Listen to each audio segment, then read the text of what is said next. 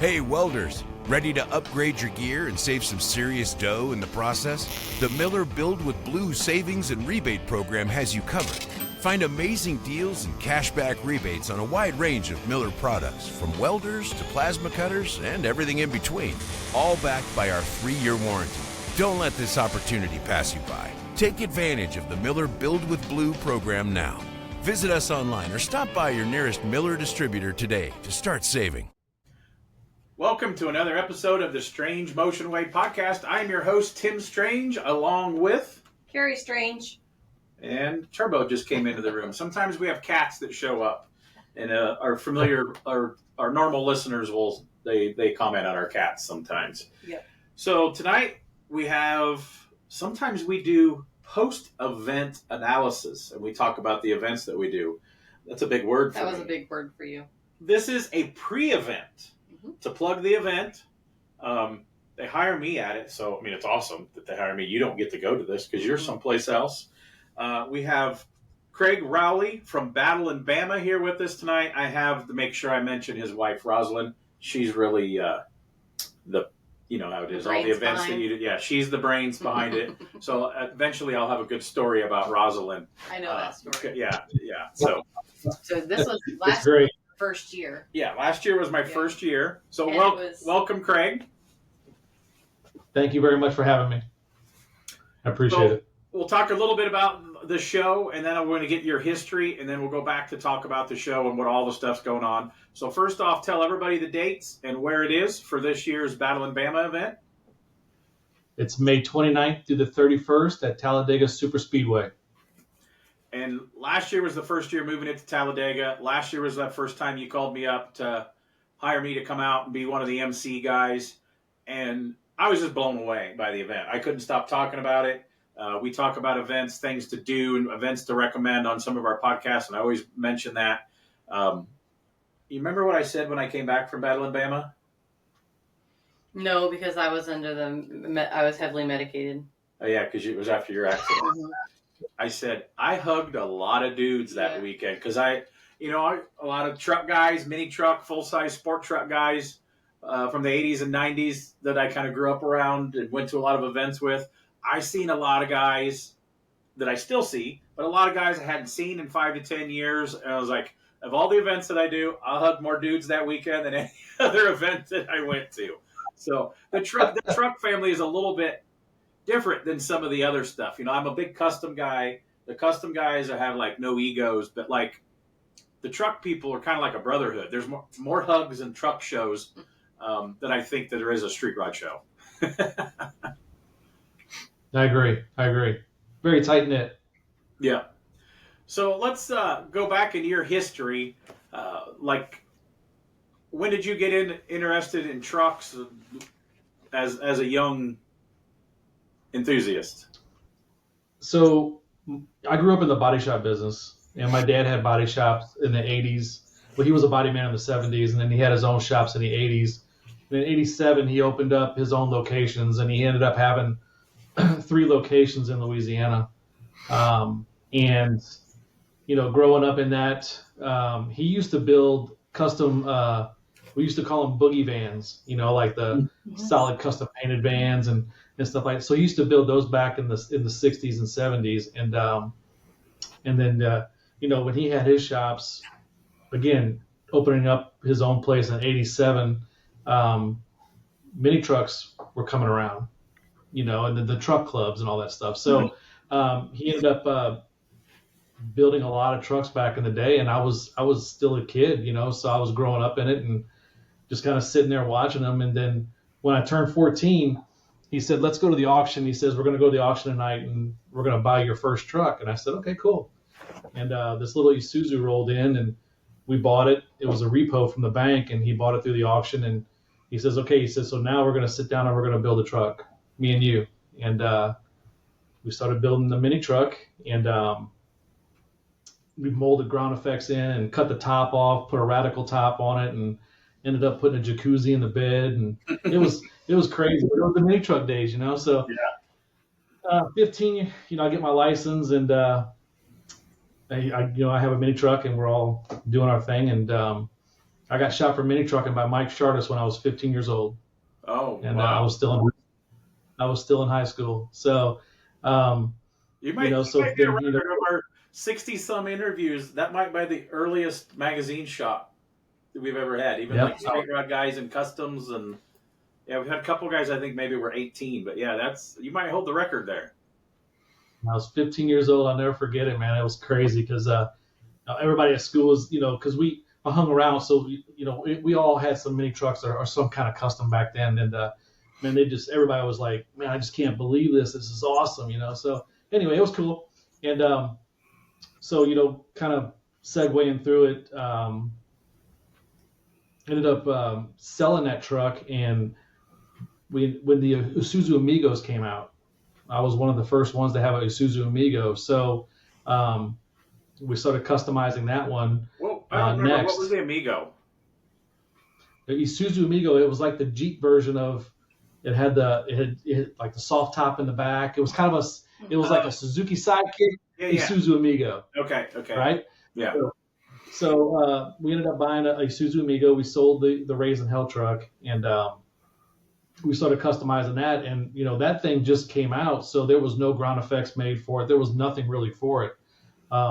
So he took a truck kit, cut it in half, and made a kit himself for that truck, and we started showing that. But I grew up in the mini truck scene, but I also grew up with my father building vans and drag racing cars and things like that. So I got a plethora of history when it comes to all that stuff. But my roots was mini trucking from back in the day.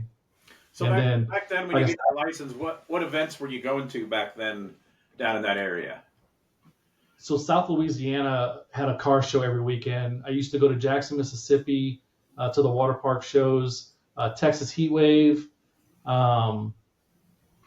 Let's see. Went to a couple shows in St. Louis when we went up north a little bit, but not just more or less kind of the South area. So what year was about this now when you got your truck? This was 90, events? 91, 1990, 91, 92. Like I said, we stayed south, didn't really go up north until later on. So that we can, like I said, mini trucking was where I grew up in. So after the Amigo, I had a Nissan extended cab. So the Amigo got shot for the magazine. The Nissan extended cab I built got shot for a magazine. Mike Chartis ended up shooting that one too. And then I built an Astrovan, and Lance March shot that one. So that's kind of my mini truck. And then I started getting into the dualies and then the C10s and things like that. So, but yeah, we've been doing it for a long time. I always loved the Astrovans. I always wanted a custom Astrovan for like a parts runner. Fast forward, we did a Ford Transit Connect kind of minivan thing for SEMA one year for Ford. And I loved that thing for hauling parts and bicycles and stuff in it. It was a BMX race rig, and I'd still take an Astrovan. I still dig those. So listen, I built this. We built this one in '96, and I still have it in my garage. Cool. Oh yeah, I still have it. So I'll give you a little story to kind of bring that up. So in 1996, we built the truck. I ended up leaving Louisiana and moving to St. Louis in late '97 after I got married, and then we started hitting the shows like Indy Truck Bash and things like that. But then I sold it in '99, and I got into drag racing, and I found that van in a warehouse in Chicago. A bail bondsman ended up having it, and I bought it back in 2015. Oh, cool. And it was just like I left it. Wow. It was, the tweed was perfect. Okay, people are going to want to know, how did the bail bondsman get it? Did you leave that as collateral, like you needed the bond to get out of jail? No. Because somebody ended up getting like, well, how did it end up there? So yeah. So I sold it to a guy, and I think what took place was he traded it to another guy, and I think that gentleman got arrested and used it for collateral. But never went back for it. The story that I got never went back for it, and it just stayed there. So I ended up picking it up in 2015, and I brought it home, and it was in really good shape. I did a couple spot blends on it here and there, and I went back out with it, just kind of hanging out. And then I just put an LS in it 2 years ago. Oh, cool. How hard is it to squeeze an LS in one of those things? It fits beautiful. Yeah. It's like it's beautiful. Huh. So it's nice. They were small block swap. Most of them had V6s in them, I think, didn't they? Yeah, but I think some of them. I mean, the way it's like a S10 platform in the front, like the cradle area. So it fit. I mean, it fit right in. Cool. Very cool. So what's been done? What color is it? It's yellow. It's yellow. It's got Cal Concept graphics all over it. Cool. Oh, very cool. Yeah, man. Yeah, I miss graphics and colors, and I'm glad. That's why I enjoyed the Battle of Bama, because everything comes there, but the trucks and the colors and the graphics, and I just love that. You probably saw stuff from the '80s there. It was crazy. Like everything shows up. Yeah. You'll see everything from pro streets from back in the '80s to mini trucks to C10s, and I mean, you got everything there. It has such a variety, and that's what we wanted. That's what we wanted, is to get everybody together to respect everybody's creativity. Mm-hmm. So let's talk about drag racing a little bit. You said when you were little, did your dad have a drag car too, in between his vans and all that stuff? Yeah, he had several of them, and I remember as a kid, he let me take them down the return road and drive them back around. Mm-hmm. Just to kind of mess around a little bit. Well, that kind of got the bug in me. So, so what did he race? Was he doing door slammer cars or like a dragster? Yeah. So he had a 70 Camaro split bumper. It was a super gas, super comp car. And he ran that for years, and then he ended up building a super comp Mustang, and he put a Mustang together with a Chevy big block in it, and he ran that for a while, and then he got out of that and took a break for a minute, and then we built the street rod and on down the line. But yeah, so the drag racing was really cool. So then when I sold the van, and I ended up getting an 80 Camaro, a super gas, super comp car, bracket car, and I ran that for 4 years. It was cool. I liked it. It was very expensive. It was really expensive. Yeah, I would every time you're out. We got a bunch of 8th mile tracks around here. I'd love to have a drag car, but I know, I build hot rods for a living, so I don't have enough money for a drag car.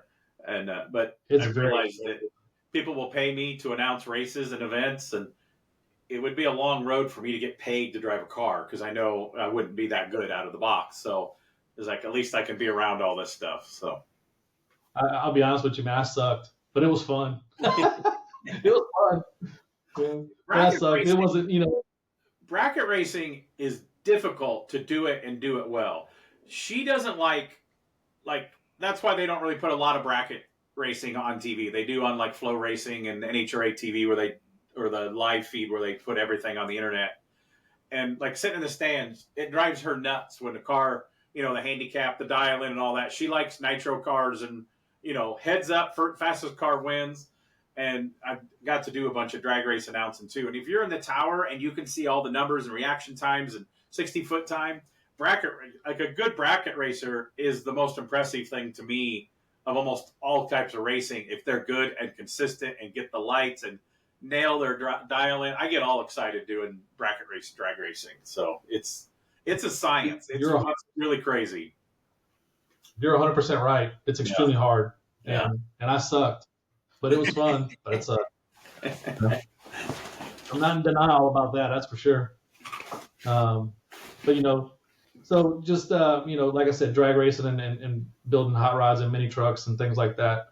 Then we could fast forward to, after that, like I said, I took a break for a little while. I ended up I built a pro street car. I ended up building a 65 Ford Falcon.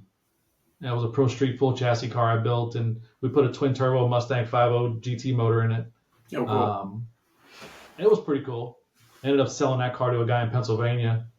I'm kind of like you, man. I've had so many cars, so many things. You know, I got a wide variety. My garage is crazy because I've got like anything from a 23 T bucket to a 1980, Mazda B22 mini truck that was on a cover in the 90s. You know, so I got all kinds of craziness.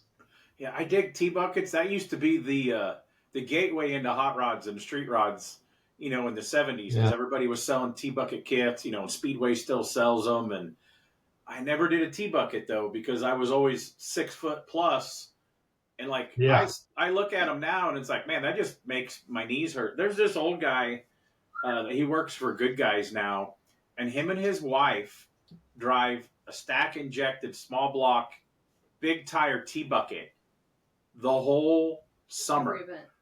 All that T-bucket has over 150,000 miles on it. They've got side curtains, so if they get caught in the rain, they drove it through ice and snow, and they got a little travel trailer. They are hardcore. They're got to be 70. Probably. They got to be 70. And they just drive that T-bucket everywhere. It's got flames on it.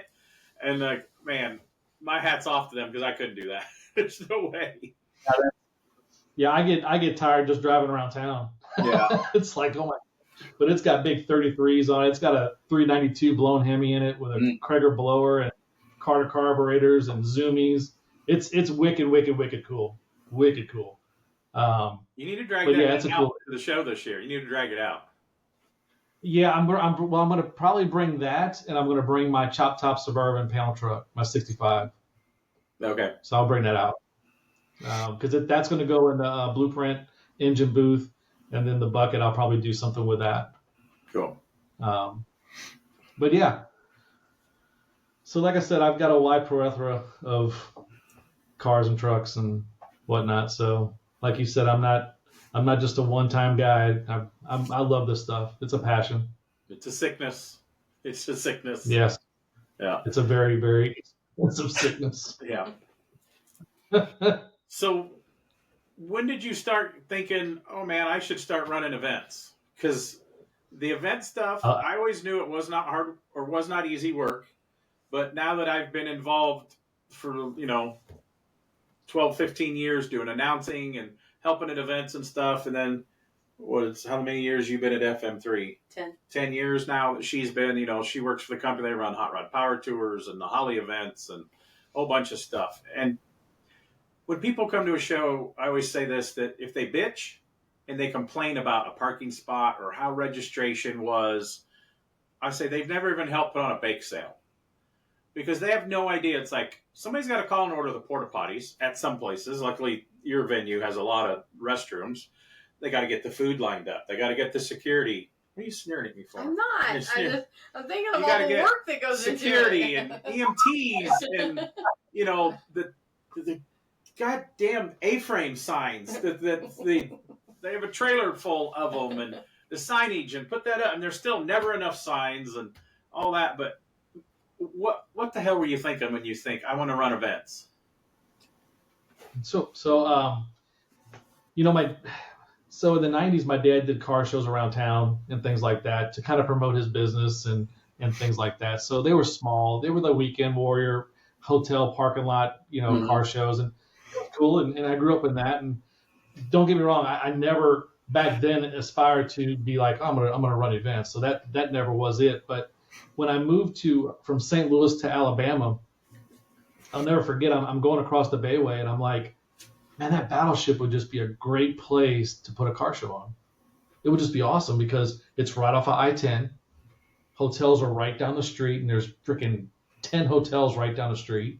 I said it'd just be awesome, and I'm thinking, man, we'll do a cool car show there. 200-300 cars, it'd be awesome, And so I called my dad. I was like, man, this is a great place to do a show, man. We really need to look at that. And he's like, yeah, next time I come down, we'll take a look at it. Well, unfortunately, he got diagnosed with cancer, and he passed away in the midst of that.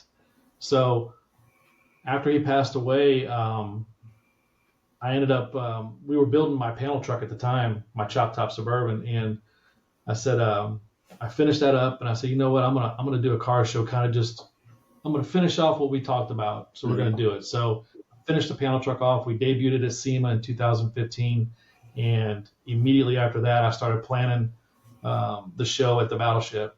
And our first year was 2016, which makes it our 10th year anniversary this year. And our first year we had it in March, and we had 200 cars show up. And I was like, oh, this is cool. But it rained the whole weekend, go figure. And I was like, that's cool. We got 200 cars. That was fun. So the next year comes, and we started doing it again and planning and everything. And we ended up having 700 show up. And I was like, oh, shit. Okay. Well, this is pretty cool. So then the third year comes, and we're right at 1,000. And I'm like, this thing is growing like crazy. This is awesome. And it just kept escalating and escalating. And we finally, in 2000, what was it, 23? We're at 20. Yeah, 23, our last year at the Battleship, we had 1,600 cars and trucks there. And this place is it's not built for 1,600 vehicles. We ended up having to shut the gates down at 3 o'clock on Saturday, and couldn't let another vehicle in or a spectator in. It was so packed. And we just knew at that point that we had to make a decision to move it for it to continue to what it's doing. So I met with the folks at Talladega, and we put it together. And so tell us some people about that, the thought process of, okay, you got your show, it's a success, and finding another location. And like, how bad was the search? Because there's a lot of venues that have multiple events, like the NASCAR tracks, other ones, Texas Motor Speedway, Nashville Speedway. They have C10 shows and Good Guys shows and LS Fest and all that. But through my memory, Talladega's never really opened for car shows on the infield and events. So how do you think about that or present that? Because I think you were saying you were one of the first car events to be on the infield. Now there's other stuff going to be there and looking at it, and how does that cross that thought process? So it was really kind of it was really crazy, actually. I'm like, you know what, we got to figure it out. We got to do something. And I just picked the phone up and I called, and I got the right guy to answer the phone. And he answered the phone, and he ended up being a C10 guy. And I said, man, we got it. Let's do this. And he's like, man, I go to your events at the Battleship. I know what kind of operation you run. This is perfect. Oh yeah, you definitely got a hold of the right guy then. Yeah. And man, it just boom. And we met like, I don't know, 4 or 5 times, and we just started laying things out and just kind of looking at it. And it was, I think you can agree with this, that when you come through that tunnel and you see how big that place, it's overwhelming. It's like, holy this place is huge. Yeah. And it's like, wow. And so we get there, and I'm like, I've been in the stands. We've watched a NASCAR race there before. But when you're down in the middle, like we go to the Indy 500, you can't, the tracks are big, but until you get in the middle of the infield and look around, it's like, my dad's a farmer, and the first time I ever took him to the Indy 500, we're walking in the infield. He goes, you know how many cows I could put out here? Because those super speedways are ridiculous how big they are. Yeah. Like, my buddy Andy Cook was there, and he brought another guy, and he goes, man, look at the bank of that. And that guy goes, what bank are you looking at? Standing in the infield. He goes, that. He goes, I thought that was a concrete wall, because that's what it looks like when you're infield. You look across and you can't comprehend that. Yeah, how steep it is. So the first time we met, it's cool. So I went up to the track. He's like, hey, hop in. We're going to take a ride on the track. And I shit you not, man. It was like, I was like this. I was trying to pull myself up. Mm-hmm. I mean, we were like, I couldn't believe it. I'm like, oh my God. Because you would never think, if you're standing on the infield looking at that, you can see a bank, but you don't realize it's like this. Yeah. It's unreal. Yeah. It's unreal. Yeah, so I think Talladega is one of the steepest NASCAR tracks, isn't it? Well, it's got the highest bank, and it's one of the largest tracks in the country. Okay.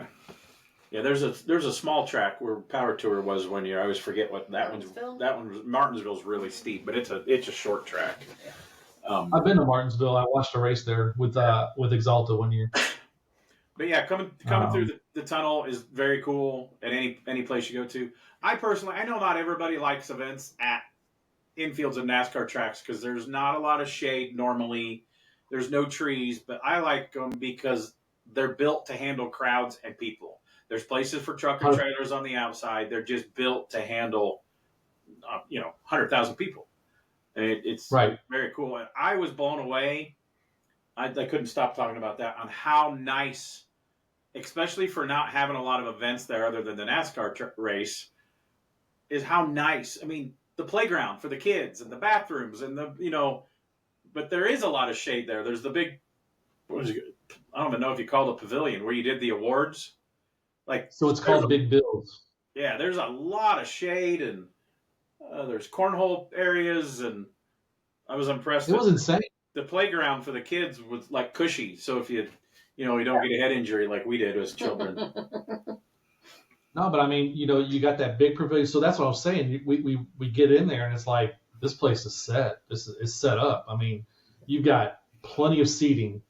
You've got plenty of, this pavilion can fit how many people? I mean, God bless, we had a ton of people in that thing. Yeah. It's got screens and lights and sound and full bar, and it really works. Mm-hmm. It really works. And now, we had our event there last year. It was fantastic. We had a great time. Even with the rain, it still was a good time. But now this year we've added quite a bit, and we can get into that conversation whenever you're ready, but we've added a lot. The one thing on the infield that I could get lost. I get into an area, and there was a fenced-in area for different things that they have for racing and stuff there, and I get stuck in an area, and it's like, oh, how the heck do I get out of here? You kind of have to pay attention when you're just wandering looking at cars because they have a lot of weird fenced-in areas, for like VIP area, VIP parking for their track, their races. So. With that being said, we had a couple of complaints. One was the food, which we fixed, and the second one was the gates. So everything's going to be open now because a lot of those fences have gates. Mm. So we're going to open everything. So everything is not going to be closed off. We're going to open everything up, and it's going to be free flowing throughout the whole event. Yeah, the food thing. There were some people you had to wait a long time, but the food workers were hustling. They were working their butts off, and you never really know how to plan, especially when you move an event to a different area. Yep. And I assume you had way more people show up and more spectators show up than you were kind of expecting your first time there. It's probably why the food lines were a little long and you were kind of running out of some food on that one day. But yeah, you can't. You can't. Get 2 more semis of food and then the food's bad and you have to throw it away at the end of the event. You can't. It's a science and it's like playing the lotto. The biggest thing when you're dealing with a super speedway or a big facility like that, it's hard to get them to understand what you're bringing to them. Especially when it's the first time that they've done an event like that on the infield at Talladega. There's places like Indianapolis, the drag strip. They have events there all the time, so they kind of understand. It's like, oh, okay, we need all the food vendors open. Mm-hmm. And maybe we need to get a couple more food trucks or something like that. But well, you can plan for something at a first year. You can plan all you want, but until you get the mechanics rolling and you get things moving, buddy, it's a complete.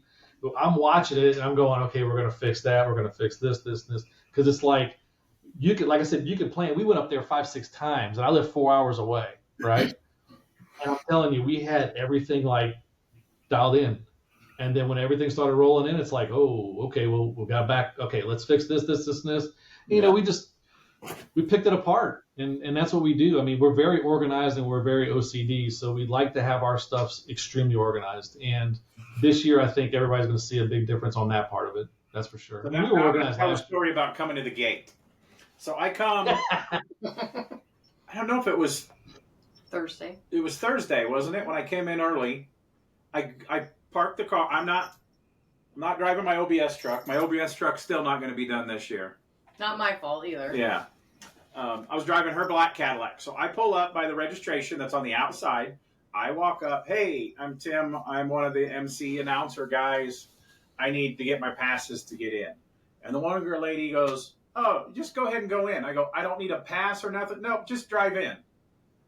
Well, I don't know if that was the day I drove in, but then it was the next day. I think I just drove in that day because it was setup day. Then the next day, I pull up, and then the crowd is coming. There's trucks and trailers and all that. And I just kind of pull up in the car and I wait in line. Then I kind of go around because I see they're waiting because I got there before like the gates are officially open. So I get in, make sure I got, meet with the sound guy again, make sure we're on the same page. And the next thing I know, there's this pretty blonde screaming at me. And then I'm like, I just keep going. It's like, oh, I'm just driving in like I did yesterday. And she's chasing me. And I could tell she was cussing at me because I'm married, so I know when I'm in trouble by a woman. And I'm like, oh, so I just pull in.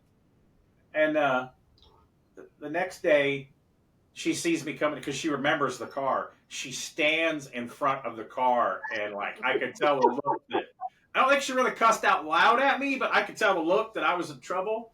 And she was so mad. You were the guy that came through the gate yesterday. And I go, I didn't have anything because they told me I didn't need it because I was the announcer. I was like, then we calmed down and I said, she's doing her job because if you work a gate, everybody's got a damn story, how they need to be in for free. Oh, their buddy's in there and he's got my money. They never come back out. So I get that. And I feel bad. And I told her about it. I was like, man, I got in trouble and I feel bad. But I asked day one, and then she's like, oh, so you're Tim. And I'm like, yeah, do I have to go home now? And then she kind of laughed it off. And we were buddies after that. And she got me the pass so that I was like, I'm not pulling into the show. I'm parking in the spectator. And I was like, yeah, but I kind of got in trouble. Tim, she loves you, Tim. Yeah. She loves you now. Yeah. Now we laugh about it. He gets in trouble a lot, so. Yeah, I told her about it. And she goes, why did you try to roll through? Because she's like, I would have done the same thing. She goes, but I would have chased you down. Like, I would have sent somebody on a golf cart after you. Your ass would have been pulled out the first day. But yeah, it's like all these events, people, you see that running events. And it's like, man, what? Oh, yeah. Yeah, but it's okay. I was that guy, not on purpose, but I was that guy for Rosalind. Yeah. The famous one is, hey, man, Craig told me I could just go right on in. Or, hey, Craig's got my passes in there. So it's always something, but it's okay. But, I tell you what, Tim, you brought a lot to the event, and we sure love you. It's fun. Yeah, I enjoyed being there. It's still the longest awards ceremony I think I've ever attended, even longer than the Detroit Autorama, because the awards were like 2.5 hours. Because, hey, we give a lot of nice stuff out, though. Oh, it's incredible. So tell everybody, now that we're in here to talking about the show, before we get deep into the show, I want to talk about the black OBS truck with the peach scallops. Is that your truck? No, so we did that for Stephen Conyers. He's one of our customers that we did. Yeah, I love that. If you guys don't know, I'm looking. It was on the internet. Kind of broke the internet for a couple days there when you guys debuted it. Where'd you guys debut that at? So we debuted that truck at Cruising the Coast in Biloxi. And the funny story with that, this is a great story. So he brings us the truck, and he basically gives me the keys and said, man, do what you do. And I talked to one of his friends prior to that, and we kind of got some ideas going. And, we put it together, and we were like, we're just going to surprise him. He has no idea what we're going to do. And we debuted it at Cruising the Coast, and he flipped. Like I think he was so shocked because we put peach on it. Like he was like, okay, I like it. I love it. And then, so from there, everybody loved it. And then he went to Lone Star Throwdown, and he did great over there at that event. And look this truck up. It's black, but it's got peach and like aqua, right? Scallops on it. I was going to scallop. I seen that. I was like, well, I can't scallop my truck now. But it's a mix because it's got big diameter wheels, but the wheels are a classic early 90s style. Then with the scallops, it's like it's a modern version of an 80s, 90s sport truck. And like it's perfect. I've showed you a bunch of those. Look at this. She's like, yes, I've seen the truck with the peach scallops. No, it's cool, man. It's called Hammer Time, and it's a really cool truck. MTI just finished the interior in it, so it'll be at Bama this year, and it's going to be nice, man. Very cool. Yeah, MTI, they're good at what they do. Man, they're very good. My Chop Top Bourbon's got an MTI interior in it, so it looks nice. Did a great job. But yeah, So now on to the show. Tell everybody what it's like a show in a show in a show. There's like three things big going on. A lot on top of just the hangout people. Maybe there's more. There's a club area. So there's OBS Nationals. You have a different parking lot just for OBS trucks. Yep. And you do, what are the awards out of the OBS area? We do all, God bless. We do top 50 out of OBSs, and we do all the best ofs, and then we do a best of show. We give a toolbox away, and we also give a billet, a one-off billet BAD steering wheel. Yeah, that's the thing I was impressed about was the toolbox. Toolboxes are that's an amazing thing. You know, they were lettered and painted up too, right? So it's like, does it go in the shop? Does it go in the showroom? Does it go in the living room? You know, right? No, look, we got the awards are amazing. I mean, they're very nice. I mean, everything from custom painted panels by Gooch to acrylic awards, billet awards. We do builder's choice. We do outstanding customs. I mean, we got a lot of stuff going on. Yeah, and then on top of the OBS, you do a top 100 trucks, right? We do a top 100 for Battle in Bama. Okay, and then top 50 OBS. Your best, all that also.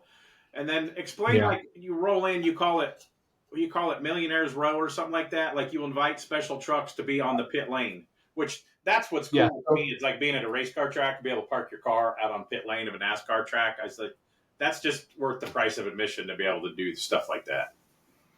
Yeah. So on pit road, we always had it at the ship. So we do C10 $1 million row, we do Pro Street Takeover, and then we do Mini Truck and Boulevard. And basically, those are all invites only. We invite all those folks to come in, and they're able to park on pit road at Talladega. I grew up going to Street Machine Nationals and Pro Street stuff, and the turnout for your Pro Street cars were probably better than the last time we went to the Street Machine Nationals in DeCoin. 3 years ago? Probably went 2-3 years ago, and some of them guys go to all of them. The Pro Street guys, they're a brotherhood too that show up and support everything. And but there was, I grew up around the Pro Street cars. I built a few Pro Street stuff, so it was really cool to see the Pro Street cars. I mean, yeah, there was a lot. And like I said, so we got those guys parked on pit road.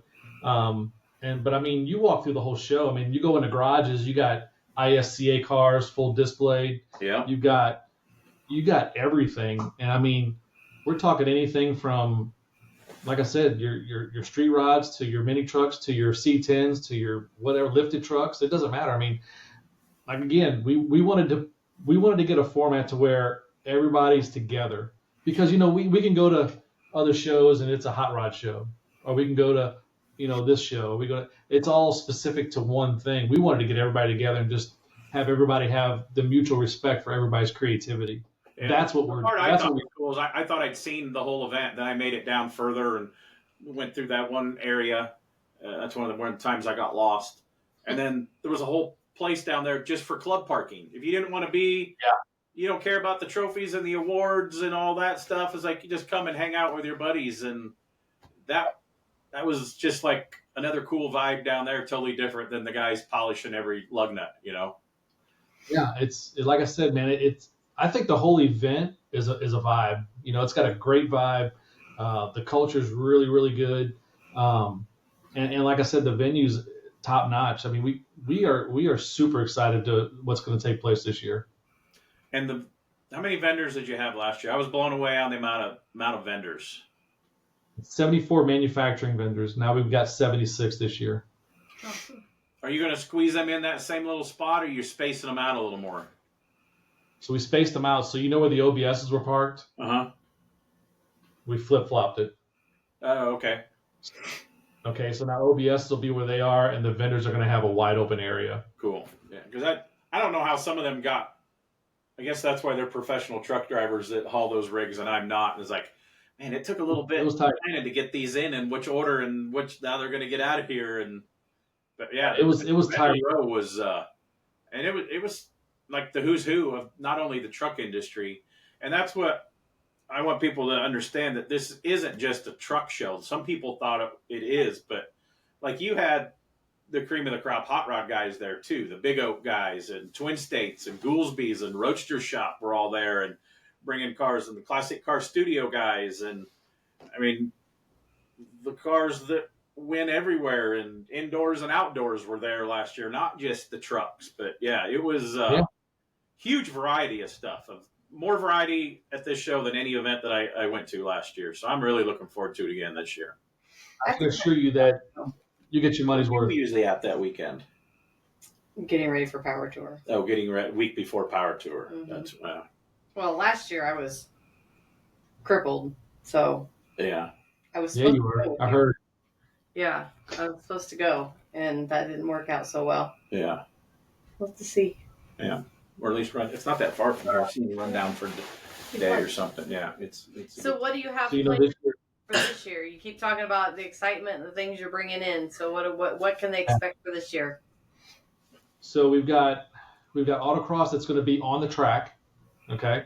And when I say it's on the track, we're going to use turn one more than likely for a high bank turn. So it's going to be the only one in the country. It's going to be the longest, fastest autocross track in the country, okay. And you're going to be able to shoot out onto the track area. So that's top. We got 54 drivers signed up for that already. We've got monster trucks coming in from Texas. That's going to be in the back area. What's the monster truck going to be doing? Are they crushing or doing ride-alongs or both? Just ride-alongs. We're going to do it for the fans. Very cool. Okay, and then on Thursday night, we've got a thing called Parade to the Park, where the town of Lincoln has actually shut down. We're going to line up and have an escort to the all through downtown Lincoln. People will be on both sides, and it'll be just a big parade. And then at the park, we've got live bands, food trucks. We're going to do a big fireworks show at the end. And then we've got this one truck coming out shooting fire. It's going to be crazy. See, so we go to a lot of events, and that's one thing that I really like. The Custom Camps of America Lead Sled Spectacular does that in Salina, Kansas. For the kickoff, they do a parade through town. The town welcomes them out. You know, of course, they're an older crowd, so they're not tearing up and partying too bad. But it really, and then the restaurants are friendly because they don't hear about it that it's at the park across whatever the next town or the other side of town. They see the stuff. And I think that not only brings more spectators to your event, but we have to remember that we always need more fresh blood into this hot rod truck world, anything. And some little kid might be riding his bicycle through town and be like, oh my God, look at, what is that? You know, may never see until you see that parade. So yeah, I think that's awesome. That's very cool. That's Friday night. That's going to be Thursday night. That's going to be our I need to pay attention. pre-kickoff. And then Friday night we have a pre-party. But we've also teamed up with the local tech schools, and they're going to come out on Friday and bring their kids in, kind of just have them come out and look. Because, yes, you're right. We want new blood. We want people to get into this industry because you know as well as I do, I'm in the collision business, you know, so that's what I do. And there's not a lot of people getting into this. Mm-hmm. And, you know, and it's very tough to find people that want to come into it. So we've invited the tech school. We talk about that often. I still see the industry strong, and there is a lot of young guys into it. But the people that I kind of associate and hang out with, it's like, oh, their kids are into hot rods, or you know, oh, my grandpa was a hot rodder or a custom car guy or a muscle car guy. But if they weren't in the family, there ain't kids that just like, oh, I picked up a magazine, or I heard the rumbling at the local drag strip. It is, I see that's the multi-generational thing, but as just a cold, hey, I want to be a car guy now, that is not as prevalent as it was when I was a kid. Correct. And you know, the thing about, and I'll just get into collision for a bit. I can't tell you the last time I actually got a resume from a younger person that wanted to come in and you know, that was a body man. Yeah. I can't tell you. It's been that long. Huh. And, you know, so we're trying to get everybody involved in it locally, regionally, try to get them in there and come out. So like I said, we got a lot of good things going. It's our second year at Talladega. So the sky's the limit because we have so much room to do so many things. Mm-hmm. Oh, and we're also doing track laps Saturday. So Saturday, what we're going to do is autocross is going to shut down around 2:30. We're going to clean the track off, and then we're going to start at pit road. We're going to do a track lap or two, and then come off, and then everybody does that. Then we're going to start the awards, and we're going to carry the awards into the evening. So yes, it's going to be a long one, but it'll be good. And then the show will be over after that. Bring refreshments or snacks. You got to bring snacks to the awards because it does take a while. I was up there just rattling, and I just kept bringing me pieces of paper. And one time I was like, "We about done?" I was like, "No, 15 more sheets left," or something like that. So, well, the cool thing about it though is you got a full bar. We got trucks. We got food. So I mean, like you said, bring the food in, do your thing, and we'll have a good time doing it. And you're done Saturday night. Like a lot of events are starting to switch, so you ain't got nowhere to go. You got a hotel close again Saturday night, so just enjoy the night. The last time that you might see these guys till next year, and get up and go home Sunday. Yeah. So it's a good time. So talk about. I was really impressed too by the amount of money you guys raised for charity last year. Oh yeah, that was huge. So we actually, I think you even saw how it started. I mean, it started by one of our good friends pulled the hat off my head and said, "Okay, guys, we're going to auction this hat for charity for a kid that has cancer." And I think the hat ended up going for like 12 grand. Yeah. Okay. And then it just started escalating, guys. Like you saw it, and we ended up raising like $70,000 for this. It was unheard of. It was unprecedented. We were shocked. Yeah. And then we had people in the crowd were just like donating stuff, and it was amazing. It takes a certain crowd for that. I kind of started one of those at the Triple Crown of Rotting at the NASCAR track, and Chip Foose was donating renderings and stuff like that. But once a couple things sell like that, and then people get in the spirit of helping other people, and if you don't have the money, don't bid. If you got the money and you want to help. I mean, nobody's twisting your arm, and I was really blown away on that the amount of money that the charity stuff was. It was very good. So, and then you guys do also you guys bringing the pinstripers back again this year? So they're not going to be here this year. Okay. They will more than likely be back next year. Okay. But they will not be here this year. Okay. I ended up using those garages. So we're going to have Sean Rose come out and do metalworking classes. Mm-hmm. So he'll be doing bead rolling and metalworking classes with the Eastwood equipment. So he'll be in some of those garages working on that stuff. And like I said, we're trying to get some technical stuff going, just to kind of get the involvement. Hey, mix it up every year a little bit too, and then we don't want to be stale. Year, then it gets stale. It gets stale. Yeah. Mm-hmm. Yeah. That's why we loved making the change to Talladega, because it's fresh. Yeah. It's revived, and now it's on a whole different level. Yeah. You need to try to come down. I do. And there's hotels 20 minutes in every direction from there. There's no hotels out. I just think that track is weird that there's not hotels like built there. But if you go to the NASCAR race, camping is big there. Mm-hmm. There's plenty of campsites if you're a camping people around there. A lot of RV areas. But yeah, you're 20 minutes to any hotel and restaurants everywhere. And yeah, I had a great time last year. So I kind of forgot that you were hurt last year for that. Yeah. I can tell you, man, we're glad you're a part of it. That's for sure. Yeah. It's really good to have you out. So you're going to ask him your normal question? Do you know what your normal question is? Mm-mm. Since he's a promoter, of course, he can't say his own event. Oh. She likes to ask. Yeah. So it's a two-part question. The first one is, what event would you want to go to that you've never been before? And then the second one, other than your event, what's your next favorite event? That's a good question.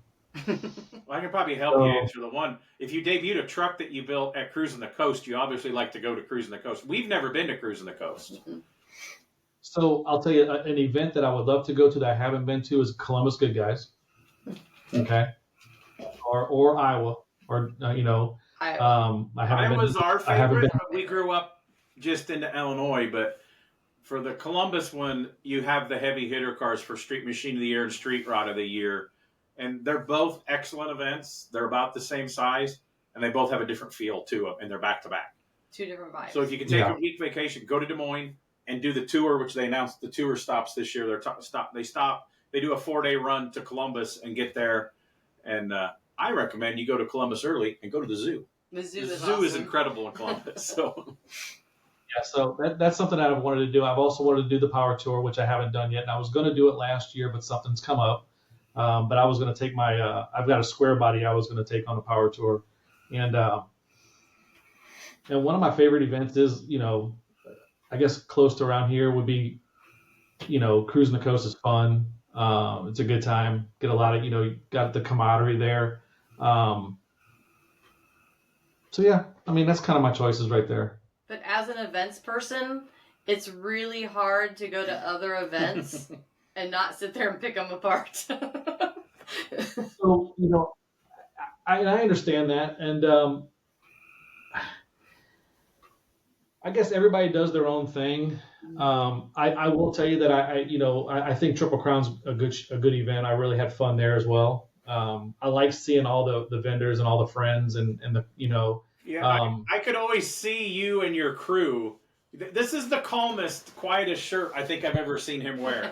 Because I'm up on the stage doing interviews with Kevin Ostie, and they had like pink and aqua shirts. Like they just stuck out like a beacon. You could see them halfway across the ground. So, hey, advertising works. But we have a good time there too. I mean, there's a lot of good events out there that we have fun at. We go to a lot of events. We go to, and we go to a variety of it. So like we'll hit Triple Crown or we'll hit something like that, and then we'll go to a mini truck show in Oklahoma, or we'll go to a C10 show in Tennessee, or we mix everything up. I mean, we just don't have a one favorite thing that we like. We like it all. We love everybody's creativity, to be honest with you. Carrie's one of my favorite events because I'm a custom guy. We go to the old school Lead Sled Spectacular in Salina, Kansas, KKOA. And they do this old school, it used to be the old like military runway, and they do it, it's less than an eighth of a mile. They do this old school arm drop drags. And the first few years, they're fenced by the burnouts with snow fence. No K-wall, no nothing, and you're standing right there. I mean, there was fast stuff there. That was before he was on TV. That's the first time we ever seen the farm truck guy racing because he was from Oklahoma City. They come up from Oklahoma City, and like there were some fast cars there. And Carrie, since she is kind of the insurance police and the wristband stuff and all she can't sit there longer than a half an hour. She has panic attacks because allegedly some of the lack of safety. Like they'll let people sit in a rumble seat and run. I mean, it's not a fast car, but anything can happen. Anything go. No helmets. No. And she's like, okay, I've seen enough. I can't handle that. That really, yeah. On the insurance person of dealing with all that, it drives her a little crazy. Right. No, I understand. That's my wife. My wife will sit there and she'll lose her mind. Yeah. So yeah, I got it. We've both seen the craziest stuff on drag strips and autocross or in the cruise lane, a throttle stick, somebody doing something stupid, revving it up. And then, I mean, the craziest stuff I've seen happen that I swear was, especially doing autocross announcing that there's no way that car did that. That had to be CGI in my brain right now. And it's like, it did. Yeah. Yep. Yeah. So good times. Tell everybody again the dates and where they can find you on social media and the website, all that. If they want to register ahead of time, tell everybody all the digits. So it's Battle in Bama, May 29th through the 31st.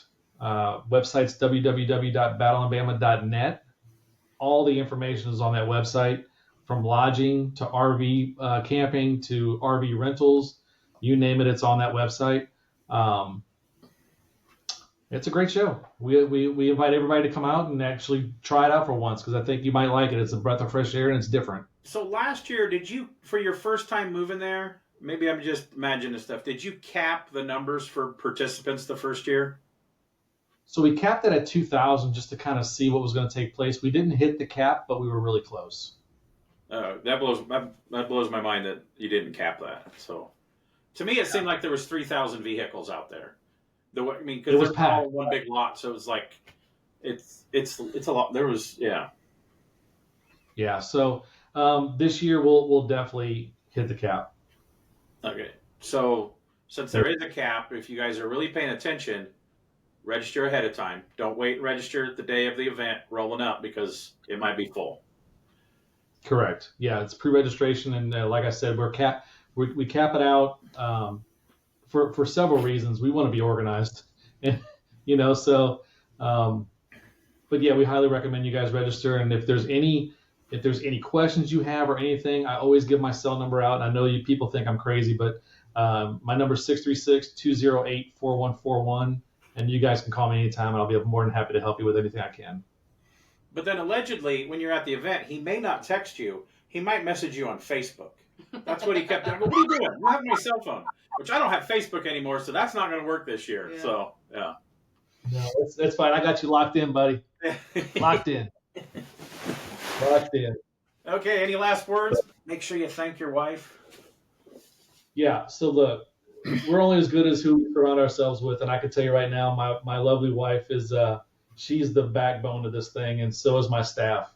I'm the face. I do a lot of stuff on the outside, but on the back end, my staff and my wife are absolutely amazing, and I could not do it without them. And God bless, thank you so much for having them in my team.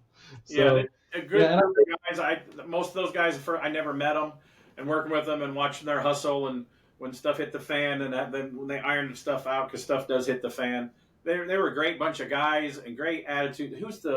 So my niece had a baby like shortly before the event last year, and I'm like, this was the last day of the event that I'm there, and I go, she wanted to be different, so she named him Sterling. And the I talked to all weekend long, he goes, well, that's my name. I thought he was messing with me. His name's Sterling. So I was like, I met another Sterling. So, yeah, I love Sterling. He's rad. Yeah. Man, listen, me and him went to school together. We've been friends since we were kids, man. A lot of my staff has been friends since we all grew up together. So, there's really, I mean, we got a really tight knit. It's really cool. It's really cool what we're doing. Yeah. Good bunch of people. Yeah. But make sure you don't try to drive through without stopping at registration. You should never do that at any event. I stopped the first day, so. I apologize for him. Oh my God. It was great because on the radio, all you heard was the guy in the black Cadillac. Yeah. The guy in the black Cadillac. I'm like, all right. And I think we're both censoring some of the words out now. I'm sure you are because I know. I had to come in because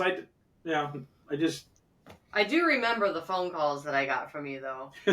And you were. I'm like, I might be coming home early. And I'm like, I think the second day I got the phone. Well, I didn't get fired. Yeah. Yeah. I'm like, you're an idiot. Yeah. You're not gonna get fired. Hell, you're part of us. So it's fun. We love it. It's good.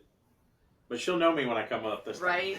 Yeah. I won't let him drive my Cadillac again, though. He only got to do that because I was under. So what are you going to bring this year? You going to bring anything cool, or are you going to drive a black Cadillac? I'll probably just your truck. I'll just drive my painted Duramax that we built for GM.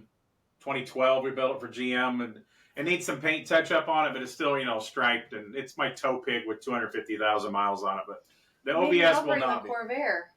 She could maybe bring the Corvair. Yeah. But it is the week before Power Tour, so that's But I will. My OBS is going to be painted before the end of this year, so it'll definitely be there next year. So. Have you seen the Corvair that classic car guys are building? Yeah. I've seen it in person. Yeah, I've seen it in person. I get invited because they have a BMX collection. And they have a BMX party almost every year, and I'm always someplace else that weekend.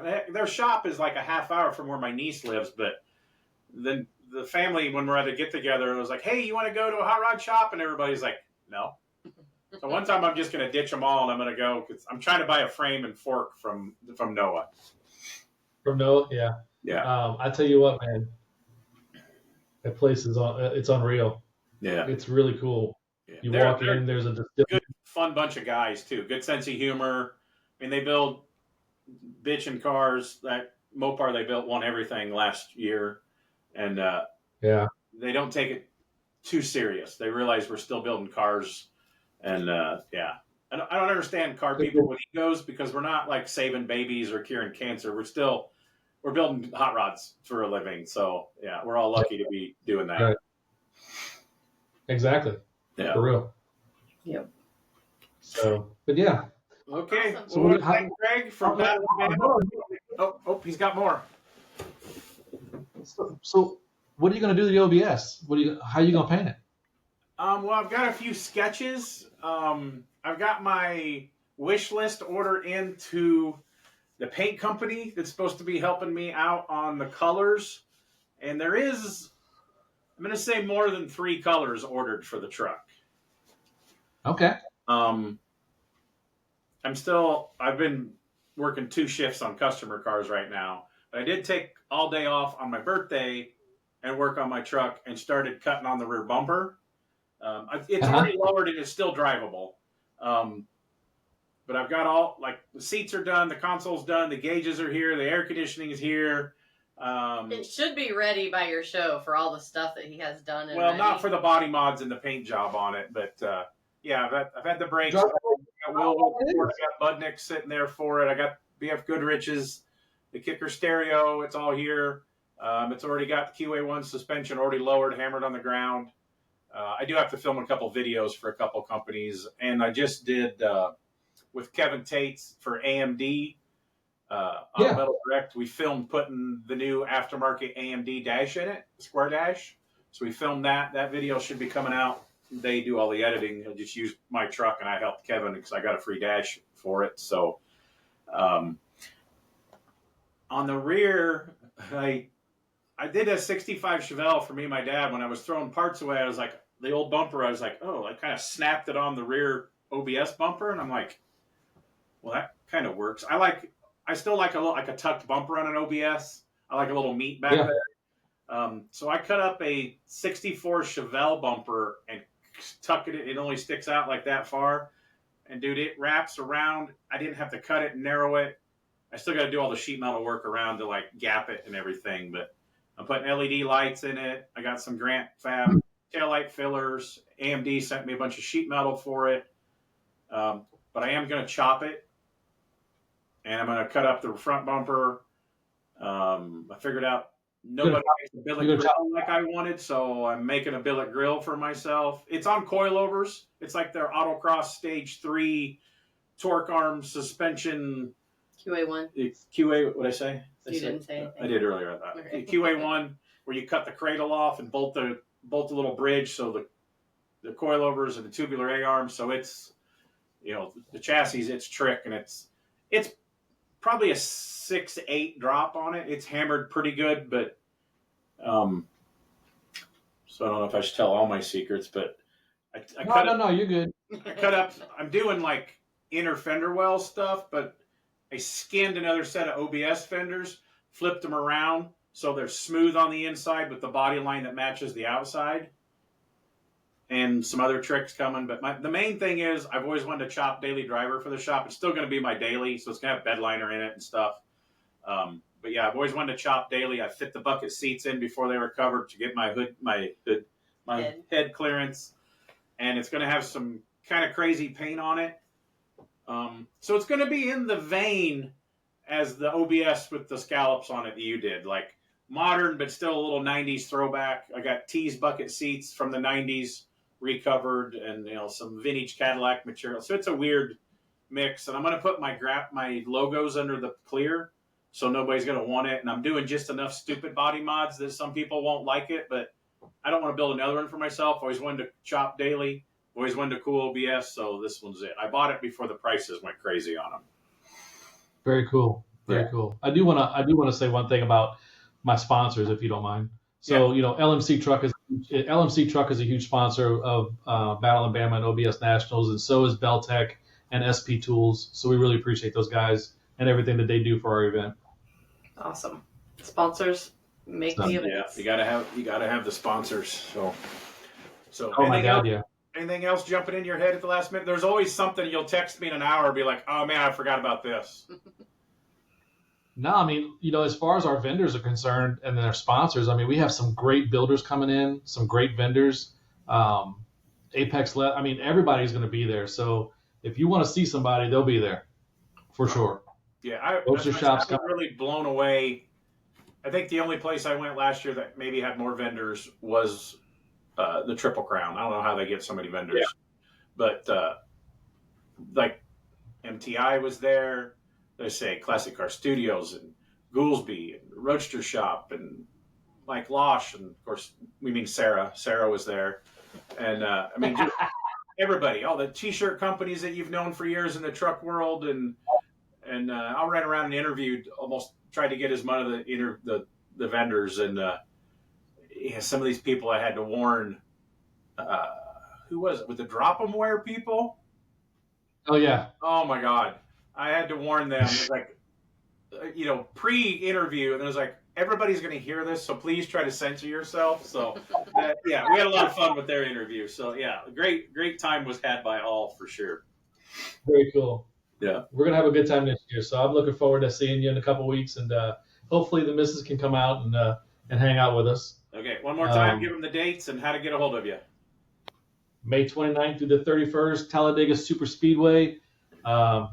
My cell number is 636-208-4141. Call me, or website is www.battleandbama.net. Another record. Nobody's gave their cell phone out on our podcast. That's what's up. All right. We want to thank Craig Rowley from Battle and Bama for being a guest on the Strange Motion Way podcast. We'll see you next week. Thank you, guys. The Strange Motion Way podcast, brought to you by Royal Purple. Premium synthetic motor oils and high-performance chemicals have been designed to improve performance, provide long-term protection, and give you the confidence to push your vehicle to the limit. Royal Purple Premium Synthetic Motor Oils.